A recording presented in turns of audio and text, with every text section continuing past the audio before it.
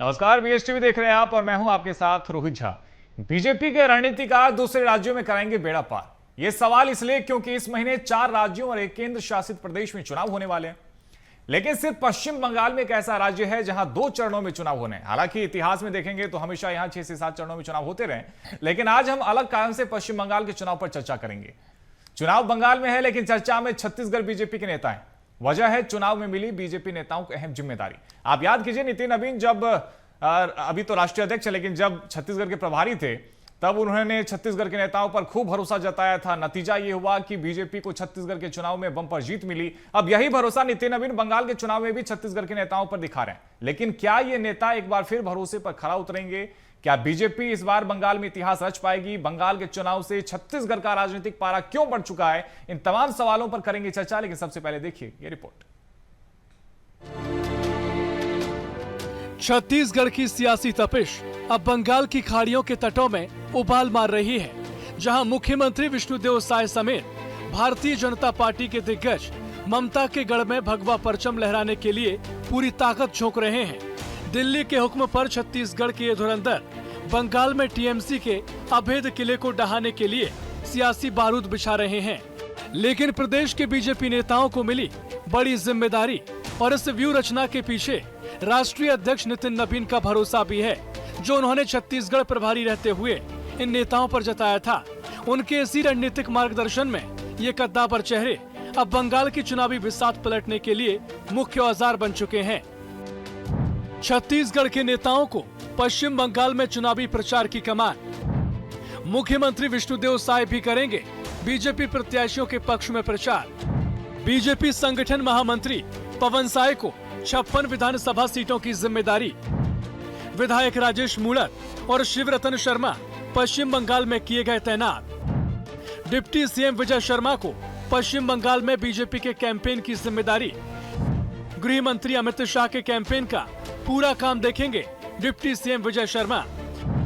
BJP बोली पूरी मेहनत से चुनाव लड़ रहे, जीत हासिल होगी। कांग्रेस बोली प्रदेश की जनता का पैसा लूटकर बंगाल में खर्च करने गई भारतीय जनता पार्टी। छत्तीसगढ़ के नेताओं का बंगाल में बूथ मैनेजमेंट के प्लान पर सियासत गर्मा गई। जीत को लेकर आरोप प्रत्यारोप का दौर शुरू हो गया। छत्तीसगढ़ बीजेपी के नेता पश्चिम बंगाल में सरकार बदलने का दावा कर रहे हैं। कांग्रेस संचार मीडिया के प्रमुख सुशील आनंद शुक्ला ने कहा, छत्तीसगढ़ के जो भी नेता हैं, ये लोग अपना पैसा खपाने के लिए पश्चिम बंगाल गए हुए हैं। बंगाल की जनता इस बार सरकार वहां पर बदल देना चाहती है। ममता बनर्जी ने संगठन को एक आपराधिक गतिविधि का केंद्र बना दिया है। बंगाल में मुझे इस बात का एहसास ज़रूर हुआ कि जनता स्वयं आगे आकर के वोट देना चाहती है। वो वर्तमान में जो सरकार है ममता बनर्जी की, टीएमसी की सरकार को बदलना चाहती है। छत्तीसगढ़ की जनता से लूट कर भ्रष्टाचार करके भारतीय जनता पार्टी के सत्तारूढ़ दल के जो नेता पैसा कमाए हैं, उस पैसे को खपाने के लिए, उस पैसे को लगाने के लिए छत्तीसगढ़ के नेताओं की बंगाल में ड्यूटी दी गई है। बंगाल में उन्हीं नेताओं को भेजा गया है जिन नेताओं ने यहाँ पे शोषण करके, भ्रष्टाचार करके बड़े पैमाने पे पैसा कमाया है।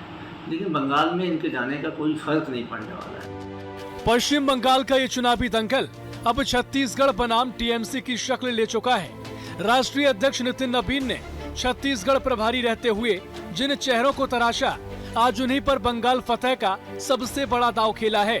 डिप्टी सीएम विजय शर्मा और संगठन महामंत्री पवन साय जैसे दिग्गजों को मोर्चे पर तैनात करना ये बताता है कि बीजेपी अब बंगाल में केवल उपस्थिति नहीं, बल्कि सत्ता परिवर्तन का पक्का इरादा रखती है।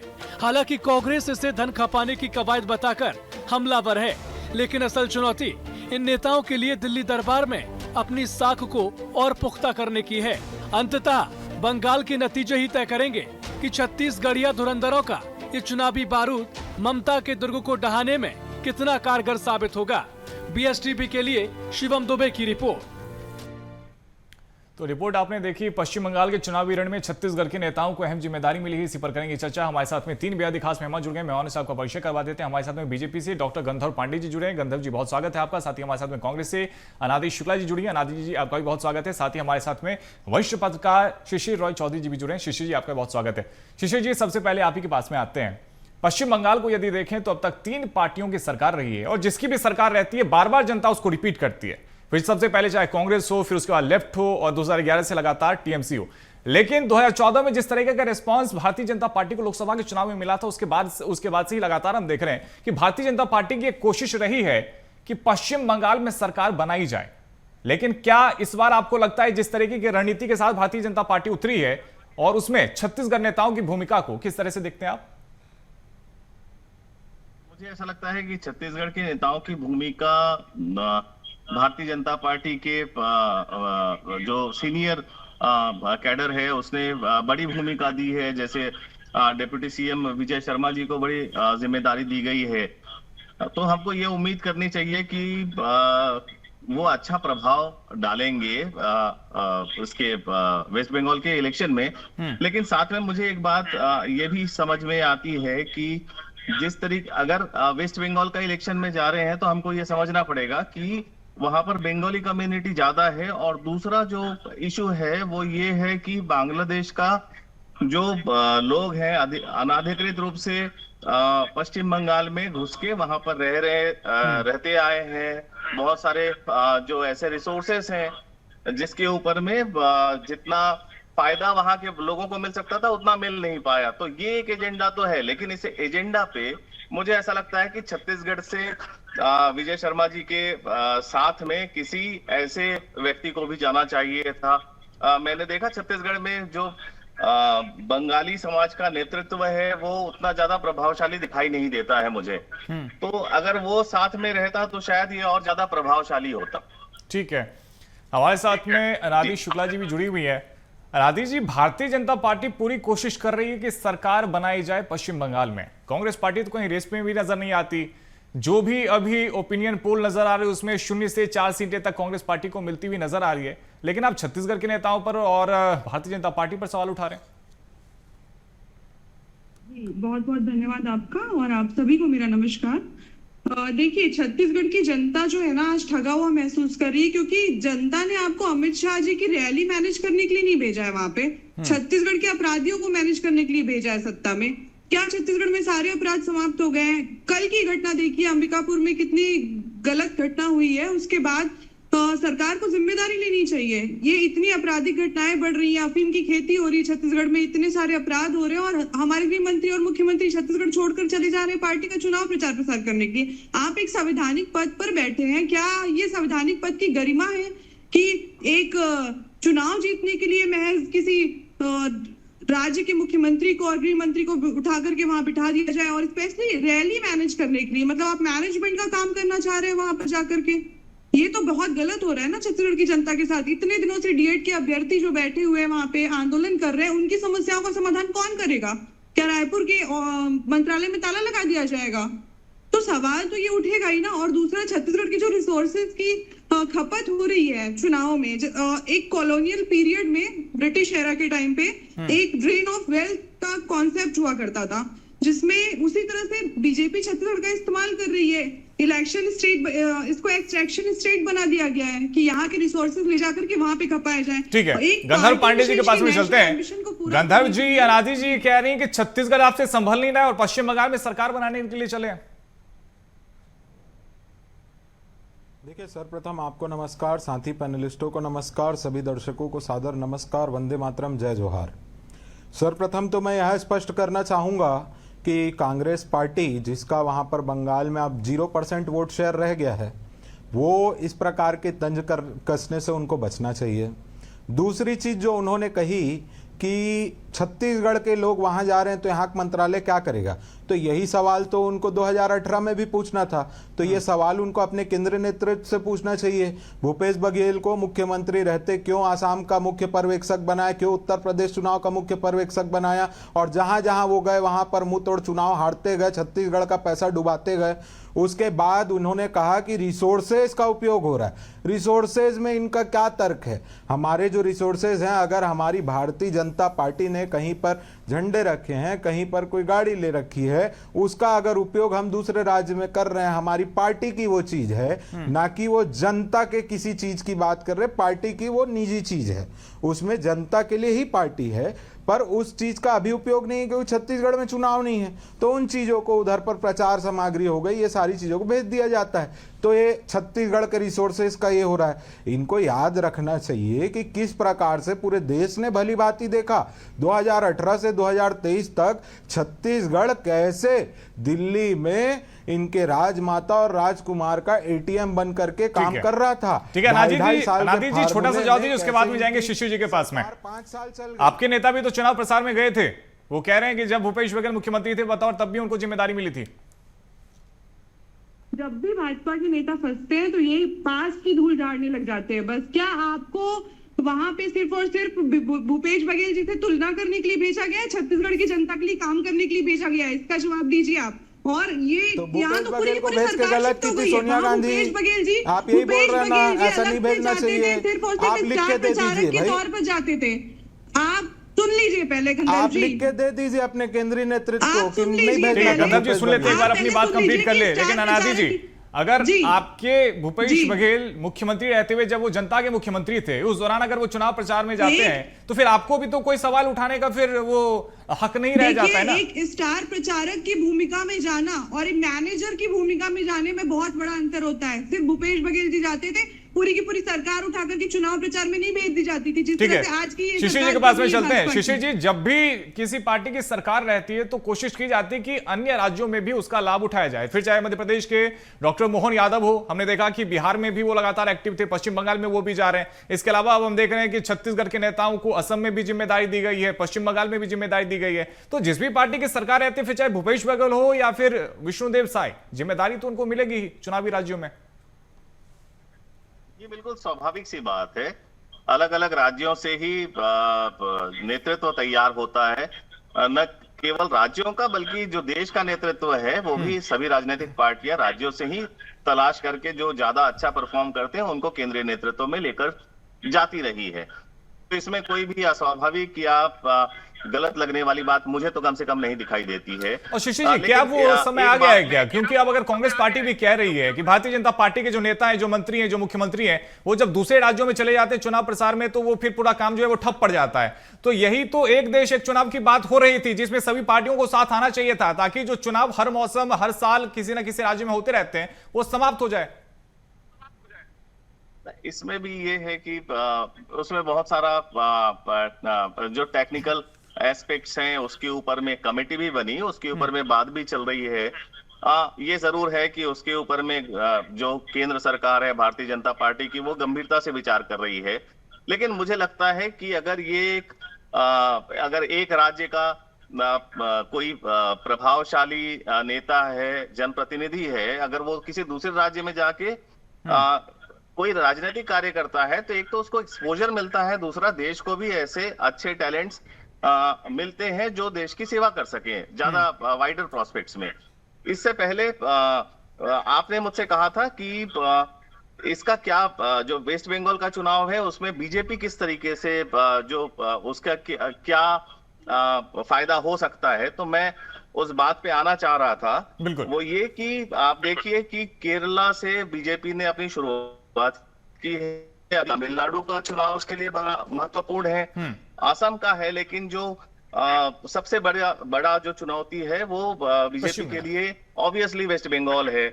और अगर वेस्ट बंगाल का चुनाव में बीजेपी गवर्नमेंट फॉर्म करने में कामयाब रहती है तो हमको ये समझना पड़ेगा कि जो ईस्टर्न इंडिया है, चूंकि उड़ीसा में उसका गवर्नमेंट फॉर्म हो गया है, तो जो पूरा का पूरा ईस्टर्न इंडिया है वो एक तरीके से बीजेपी के पास में एक आने वाले लोकसभा चुनावों के पहले एक बहुत स्ट्रॉन्ग हब बन जाएगा। तो मुझे ऐसा लगता है कि ये जो वेस्ट बंगाल का चुनाव है ये भारतीय जनता पार्टी के लिए बहुत महत्वपूर्ण है, न केवल राज्य के हिसाब से बल्कि आने वाले लोकसभा चुनावों के लिए भी।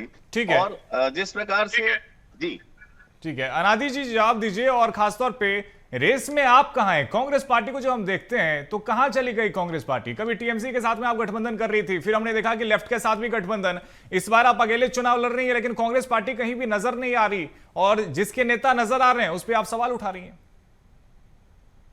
जी देखिए, कांग्रेस बिल्कुल इंडिया गठबंधन जो है लोकसभा में हम बिल्कुल साथ में है टीएमसी के, और लोकतंत्र को बचाने की लड़ाई में हम साथ हैं, लेकिन हम स्टेट में अलग से चुनाव लड़ रहे हैं। और बिल्कुल कांग्रेस के कार्यकर्ता जो पश्चिम बंगाल में है वो अपने जमीनी स्तर पे अपने काम में लगे हुए हैं, और एक बेहतर विकल्प के रूप में देखा जा रहा है कांग्रेस को। लेकिन मुझे गंधर्व जी से सवाल करने हैं कि आपके जब हमारे छत्तीसगढ़ स्टेट में जब प्रधानमंत्री जी आए थे इलेक्शन का प्रचार प्रसार करने, तब मोदी की गारंटी की बात की थी, उन्होंने 500 रुपए सिलेंडर की बात की थी, सैकड़ों हजारों लाखों नौकरियों की बात की थी, महतारी बंधन में हर एक विवाहित महिला को पैसे देने की बात की थी, लेकिन वो सारी की सारी गारंटी कहाँ गई? आज की डेट में तो सारी गारंटी फेल दिख रही है। आप ये झूठी गारंटी का वादा लेकर के पश्चिम बंगाल जा रहे हैं वहां की जनता को बरगलाने के लिए। तो और दूसरा गंधर्व जी जवाब दीजिए, वो कह रही है कि जो वादा आपने छत्तीसगढ़ में किया था उसे पूरा नहीं किया, और अब पश्चिम बंगाल में नए वादे कर रहे हैं। ठीक है, सुन लेते हैं अनादि जी, सुन लेते हैं, गंधर्व जी को सुन लेते हैं, लौटूंगा आपके पास। एक लाइन और बोलना चाहूंगी, मैं एक लाइन ठीक, कंप्लीट कर लीजिए। कि इनकी शब्दावली पर गौर करिए कि 2018 में जब इन्होंने सत्ता शब्दों का जो इस्तेमाल कर तो रहे हैं, इन्होंने क्योंकि वादा किया था भाजपा की प्रत्येक मानसिकता महिलाओं अभी को भी 500 सामंती रुपए है। देंगे। ठीक है, गंगा पांडे जी। 5 साल सरकार चली गई, इनकी 5 साल सरकार रही, उसमें जब ये सत्ता में आए तो वादा किए थे 500 रुपए देंगे। इन्होंने एक भी महिला को 5 साल 500 रुपए नहीं दिया, और फिर वो डूब गया।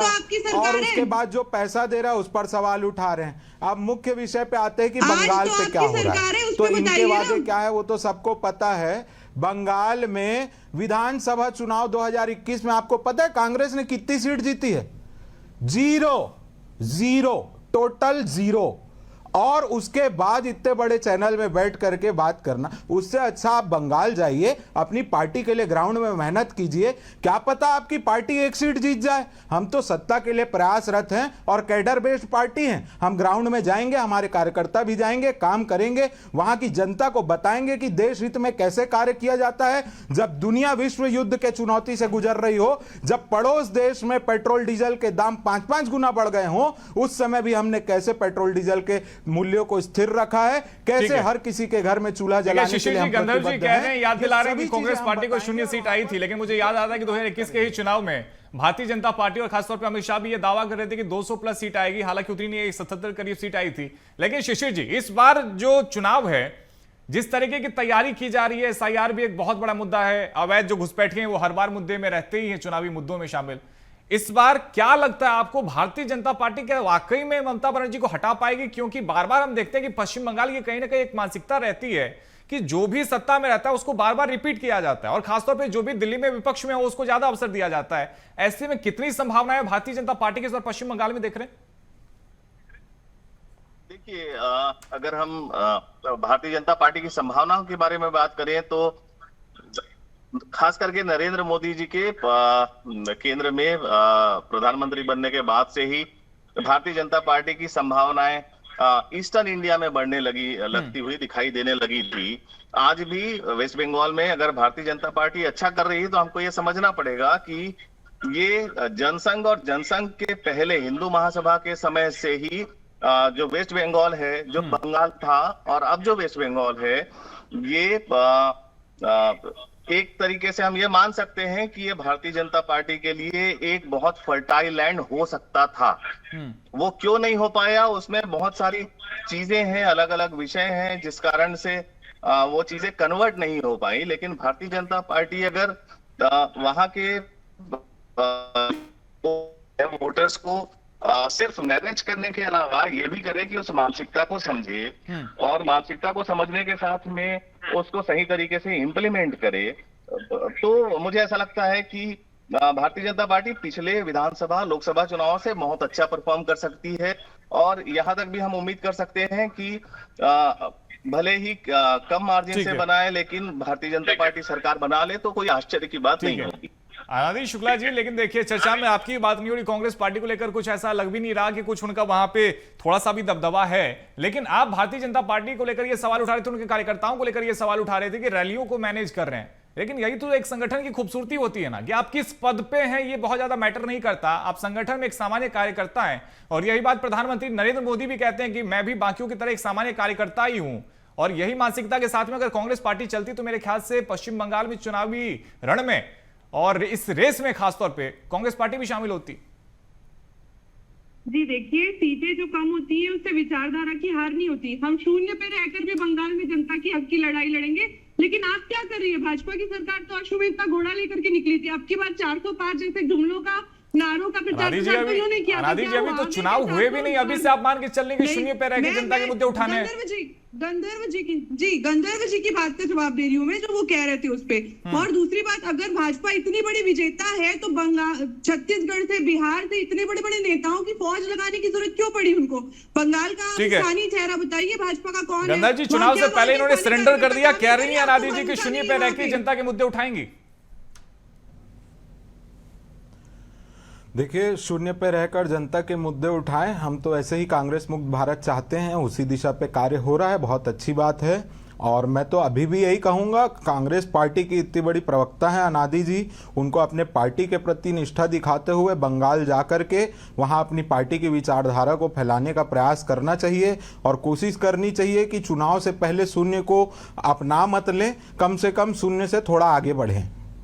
ठीक है, शिशिर जी के पास भी चलते हैं। शिशिर जी, 31 मार्च के बाद अब देश नक्सल मुक्त हो चुका है और पश्चिम बंगाल वो जगह है जहां से कि कहीं ना कहीं नक्सलवाद भी निकला था, और अब उस पश्चिम बंगाल में चुनाव हो रहा है। और इससे पहले हम पास्ट में ये देख चुके हैं कि उड़ीसा वो जगह है जहां पे बार बार बीजू जनता दल को रिपीट किया जा रहा था, लेकिन वहां पे भी भारतीय जनता पार्टी ने 2021 में सरकार बनाई थी। और अब हम ये देख रहे हैं कि पश्चिम बंगाल और खासतौर पे बिहार की भी अगर बात करें, बिहार में भी ये चर्चा चल रही है कि भारतीय जनता पार्टी के मुख्यमंत्री पहली बार हो सकते हैं। तो क्या ये संभावना आप देखते हैं कि नक्सलवाद के समाप्ति के बाद जब ये चुनाव हो रहे हैं तो पश्चिम बंगाल में भी बीजेपी का मुख्यमंत्री बने? हाँ, मैंने पहले भी कहा कि भारतीय जनता पार्टी को पश्चिम बंगाल में सरकार बनाने का मौका मिल सकता है, ऐसा मुझे लगता है। लेकिन भारतीय जनता पार्टी को ज्यादा बेहतर तरीके से काम करना पड़ेगा, क्योंकि वहां पर जो वोटर्स हैं वो वोटर्स किस तरीके से, किस पैटर्न पे वोट करते हैं। ऑब्वियसली बीजेपी इस बात को समझती भी है, इतनी बड़ी पॉलिटिकल पार्टी है दुनिया की। लेकिन मुझे ऐसा लगता है कि जैसे हम कांग्रेस की बात करें तो कांग्रेस की शुरुआत होती है जब विधान चंद्र राय से लेके डॉक्टर विधान चंद्र से लेके सिद्धार्थ शंकर रे तक। तो हम देखें कि सिद्धार्थ शंकर रे के बाद में जो नक्सल आंदोलन है वो जोर पकड़ता है और उस दौरान पे उसको सप्रेस भी किया जाता है। उसके बाद कांग्रेस एक तरीके से वेस्ट बंगाल में खत्म हो जाती है। उसके बाद में कम्युनिस्ट पार्टी आती है। कम्युनिस्ट पार्टी की सरकार लंबे समय तक चलती है, लेकिन उसके बाद जो वहां की पब्लिक है कहीं ना कहीं से जो सैचुरेशन था कम्युनिस्ट पार्टी का, उस कारण से कम्युनिस्ट पार्टी बाहर हुई। उसका कैडर भी ऑलमोस्ट बहुत डिस्टर्ब हो चुका था। फिर हम आते हैं टीएमसी के बारे में अगर हम बात करें तो टीएमसी में भी बहुत सारी समस्याएं हैं। टीएमसी के बहुत सारे जो मजबूत और जमीनी कार्यकर्ता थे वो उन्होंने पार्टी छोड़ दी है। तो ये एक बड़ा चैलेंज तो है। इसके अलावा जैसे आपने शुरुआत में कहा एसआईआर और उससे जुड़ी हुई जो चीजें हैं वो उसने भी टीएमसी को काफी डिस्टर्ब किया है। तो मुझे ऐसा लगता है कि भारतीय जनता पार्टी का कोई अगर व्यक्ति अगला मुख्यमंत्री बने या भारतीय जनता पार्टी की सरकार बने वेस्ट बंगाल में, ठीक है, तो वो कोई बड़े आश्चर्य की बात नहीं है, बना सकती है सरकार। बिल्कुल आश्चर्य की बात नहीं है। गंधर्व पांडे जी, पश्चिम बंगाल वो राज्य है जहां पे सबसे ज्यादा चुनावी हिंसा होते हैं। क्या इस बार चूंकि 2 चरण में आप चुनाव करा रहे सबसे पहले, तो इसके लिए आपको बधाई कि उस पश्चिम बंगाल में 2 चरणों में चुनाव कराना ही बहुत बड़ी बात है। लेकिन क्या ऐसा लगता है कि क्योंकि कई बार ऐसा देखने को मिलता है कि पोस्ट इलेक्शन भी बहुत ज्यादा हिंसा वहां पर होती है, क्या इस बार जो आम जनता के बीच मन में जो एक डर बसा हुआ है उस डर को निकाल पाएंगे आप? देखिए, मैं आपके चैनल के माध्यम से पुनः स्पष्ट करना चाहूंगा कि वहां पर स्वयं देश के केंद्रीय गृह मंत्री जी बैठे हैं जो इस पूरे चुनाव में निगरानी रख रहे हैं। इलेक्शन कमीशन से लेके सभी लोग वहां पर, सिक्योरिटी फोर्सेस सशक्त हैं, किसी को भी डरने की आवश्यकता नहीं है। और मैं पुनः ये स्पष्ट करता हूं, एक बार बंगाल में आप भारतीय जनता पार्टी की सरकार बनने दीजिए। ये जो कांग्रेस पोषित और टीएमसी पोषित राजनीतिक गुंडे हैं जो इस प्रकार की राजनीतिक हिंसाओं को भड़काते हैं। अनाजी जी, आखिरी कमेंट 20 सेकंड का समय है आपके पास में। क्या जो छत्तीसगढ़ के कांग्रेस के नेता है वो भी जा रहे हैं पश्चिम बंगाल? छत्तीसगढ़ में अभी कांग्रेस सत्ता में नहीं है, तो बिल्कुल हमारे बहुत सारे नेता कार्यकर्ता गए हुए अलग अलग राज्यों में चुनाव प्रचार प्रसार करने के लिए। लेकिन अभी भी हम इसके विरोध में है कि छत्तीसगढ़ की सरकार को उठा करके बंगाल के चुनाव में झोंक दिया गया, यहाँ के रिसोर्सेज का दुरुपयोग किया जा रहा है। ये बहुत ज्यादा गलत है, ये नहीं होना चाहिए। और इस पे देखिएगा, बंगाल की जनता डिसाइड करेगी कि भाजपा का वहां पे क्या हश्र होता है। ठीक है, समय हमारे पास में इतनी इजाजत देता है चर्चा के लिए। फिलहाल बहुत शुक्रिया डॉक्टर गंधर्व पांडे जी, अनादि शुक्ला जी और शिशिर रॉय जी, आपका भी हमारे साथ में चर्चा में शामिल होने के लिए। तो देखिए, पश्चिम बंगाल में चुनाव है और छत्तीसगढ़ बीजेपी के नेताओं को अहम जिम्मेदारी मिली है। लेकिन अब छत्तीसगढ़ के बीजेपी के नेता उस जिम्मेदारी को किस तरह से निभाते हैं, जो भरोसा उन पर किया गया है और खासतौर पे जो नितिन नवीन ने भरोसा जताया है, उस भरोसे को किस तरह से नेता निभाते हैं, इस पर नजर रहेगी। क्योंकि 4 मई वो तारीख जब नतीजे सामने आ जाएंगे 5 राज्यों के, और सबकी नजर रहेगी कि पश्चिम बंगाल में आखिर क्या होता है। लेकिन अभी चुनाव दूर है और ऐसे में जो चुनावी रण है और जो उसकी गूंज है वो आपको आने वाले दिनों में भी सुनाई देती रहेगी। बीएसटीवी पर पर्पल की अपडेट और चर्चा में फिलहाल इतना ही। खबरों का सिलसिला बना रहेगा, अब देखते रहिए बीएसटीवी। नमस्कार।